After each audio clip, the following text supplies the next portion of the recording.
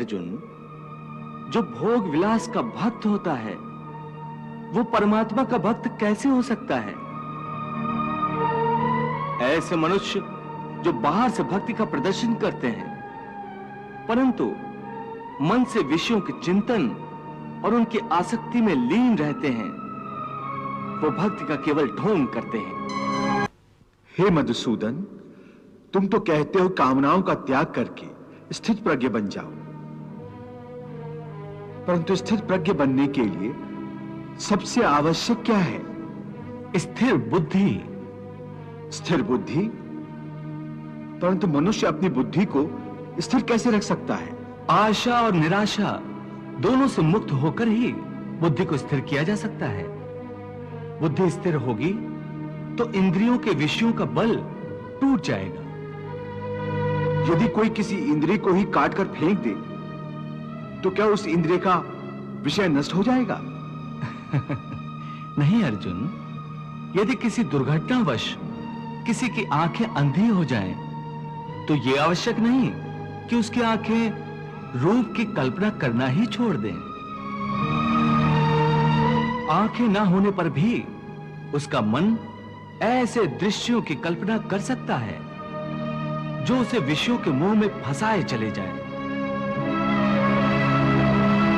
पार्थ, एक अंधा मनुष्य भगवान के स्वरूप की भी कल्पना कर सकता है।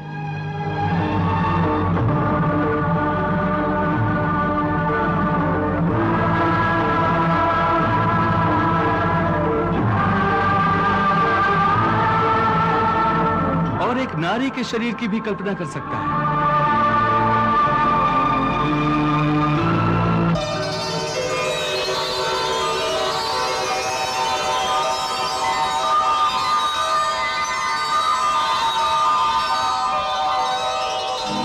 सो किसी इंद्रिय के होने ना होने से मन की वासना और आसक्ति में फर्क नहीं पड़ता।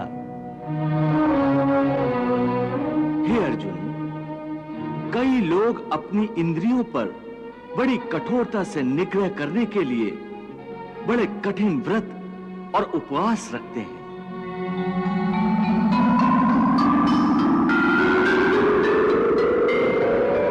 कई कई दिनों तक खाना पीना छोड़ देते हैं। फिर भी यदि उनका मन भांत भांत के स्वादिष्ट भोजनों की वासना में ही अटका रहे तो हठ के द्वारा किए हुए इस व्रत उपवास का क्या लाभ है?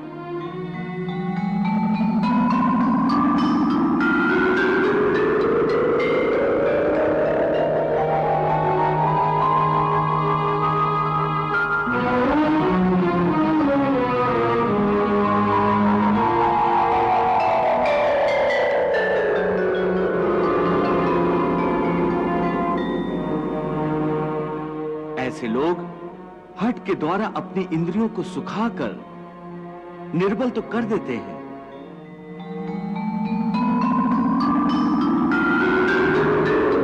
परंतु इससे विषयों की आसक्ति का त्याग नहीं हो सकता। याद रखो, विषयों से अधिक खतरनाक है विषयों की आसक्ति, और विषयों की आसक्ति का त्याग केवल इंद्रियों के निग्रह से नहीं हो सकता। आसक्ति का त्याग केवल मन के निग्रह से होता है। जब मन निरासक्त हो जाए तो इंद्रियां अपने अपने विषयों को भोगती हुई भी इन विषयों से निरासक्त रहती हैं। जैसे कमल का फूल पानी के अंदर रहते हुए भी सूखा ही रहता है, जल की एक बूंद भी उसके पत्ते पर नहीं ठहर सकती। इसलिए मैंने कहा है कि पहले ज्ञान के द्वारा बुद्धि को स्थिर करो।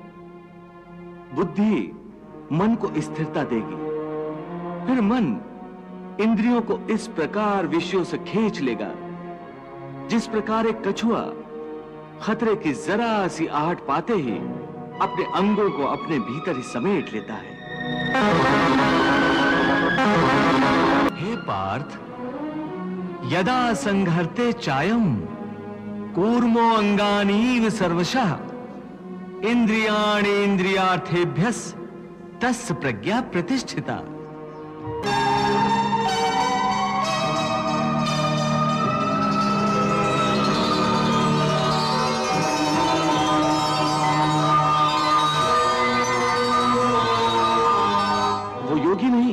ढोंगी होते हैं, इन्हें मिथ्याचारी कहते हैं। विषया विनिवर्तन्ते निराहारस्य देहिनः रसवर्जम रसोप्यस्य परम दृष्ट्वा निवर्तते। कर्मेन्द्रियाणि संयम्य य आस्ते मनसा स्मरन् इंद्रियार्थान विभूढ़ात्मा मिथ्याचारः स उच्यते। पार्थ, स्थित प्रज्ञ मनुष्य की बुद्धि स्थिर रहती है, अपने मन पर उसका नियंत्रण रहता है। स्थित प्रज्ञ को भोग और उपभोगों में रस आसक्ति नहीं होती। वो शुभ अशुभ वस्तुओं की प्राप्ति होने के बाद भी न प्रसन्न होते हैं और न दुखी होते हैं।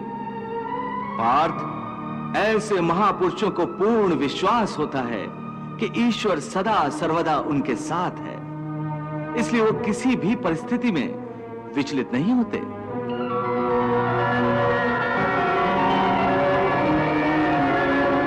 ये कहना आसान है केशव, साधारण मनुष्य के लिए इस मानसिक स्तर पर पहुंचना बहुत कठिन है। इसके लिए सांसारिक मनुष्यों को किसी दैवीय सहायता की आवश्यकता होगी। तुमने ठीक कहा अर्जुन। भगवत कृपा के बिना कोई भी कार्य सिद्ध नहीं हो सकता। इसलिए मनुष्य को अपने पुरुषार्थ के साथ साथ प्रभु की भक्ति का भी आश्रय लेना चाहिए। हे अर्जुन, परमात्मा की भक्ति करने से मन सात्विक हो जाता है और विषयासक्ति पूर्णतः समाप्त हो जाती है। और यदि आसक्ति का नाश नहीं हुआ तो? आसक्ति का नाश नहीं हुआ तो मनुष्य का सर्वनाश हो जाता है। सर्वनाश? हां पार्थ, सर्वनाश। हे अर्जुन, आसक्ति के मारे हर मनुष्य किसी भी विषय के आकर्षण और मोह में फंसकर सोते जागते निरंतर उसी का चिंतन करते रहते हैं। मनुष्य किसी सुंदर स्त्री के प्रेम में पड़ जाता है, जो जागते हुए उसी की कल्पना और सोते में उसी के सपने देखता है।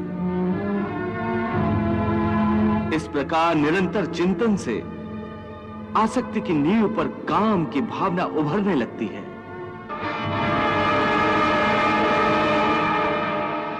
काम या वासना में थोड़ी भी रुकावट आने से क्रोध का आगमन हो जाता है।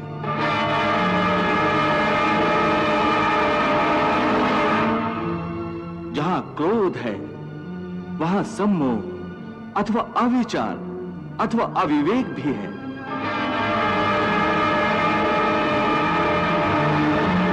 जिस प्रकार प्रचंड वायु के झोंके से दीपक की ज्योति बुझ जाती है, उसी प्रकार काम जनित अविवेक की आंधी से मनुष्य की स्मृति नष्ट हो जाती है। और जब स्मृति भ्रंश हो जाता है तब बुद्धिनाश में कितना समय लगता है पार्थ। चैतन्य का नाश होने पर जो दशा शरीर की होती है, ठीक वही दशा बुद्धि का नाश होने पर मनुष्य की हो जाती है।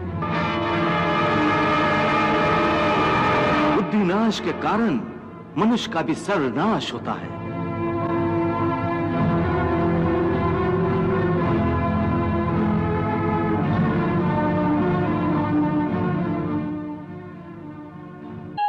तो विषयान पुंसः संगस्तेषु उपजायते संगात संजायते कामः कामात् क्रोधा अभिजायते क्रोधात् भवति सम्मोहः सम्मोहात् स्मृति विभ्रमः स्मृति भ्रंशात् बुद्धिनाशो बुद्धिनाशात् प्रणश्यति। इतनी महत्वपूर्ण बात कही है प्रभु ने कि काम के कारण अंततः मनुष्य का सर्वनाश हो जाता है।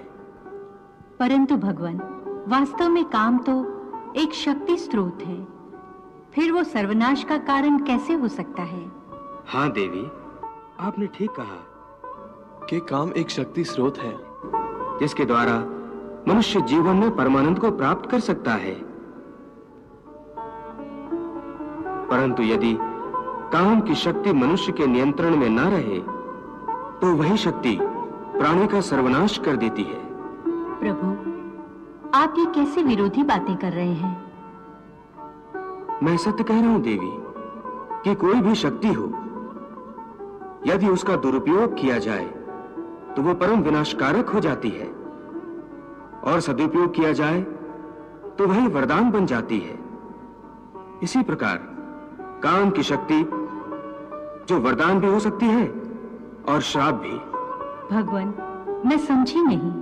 देवी, काम के अधीन होने के बजाय यदि काम को अपने अधीन कर लिया जाए तो मनुष्य का जीवन सुखमय हो जाएगा। देवी, आकर्षण, प्रेम, वासना, ये सब तो काम के ही रूप हैं। जब उदात्त भावना मन में होती है तब काम प्रेम का स्वरूप धारण करता है, फिर वही प्रेम भक्ति का रूप धारण कर लेता है। जब काम के अधीन मनुष्य हो जाता है तब यही काम वासना में बदल जाता है और मनुष्य को पशु बना देता है। मनुष्य पशु बन जाता है तब अत्याचार और अनाचार का जन्म होता है। काम जैसी शक्ति मनुष्य के लिए एक श्राप बन जाती है। इसलिए प्रभु अर्जुन को कर्मयोग की साधना के द्वारा आसक्ति का त्याग करने की शिक्षा दे रहे हैं। देवी, यदि आसक्ति का त्याग नहीं किया तो मनुष्य का पतन निश्चित है, क्योंकि आसक्ति तीव्र होने पर काम की उत्पत्ति होती है और यही काम मनुष्य को सर्वनाश की ओर ले जाता है। इसका अर्थ केशव, आसक्ति सर्वनाश का मूल है? हाँ अर्जुन, इसलिए तो मैं तुम्हें निरासक्त होने को कह रहा हूं, स्थित प्रज्ञ होने को कह रहा हूं, क्योंकि स्थित प्रज्ञ की स्थिति निष्काम कर्मयोग की चरमावस्था है।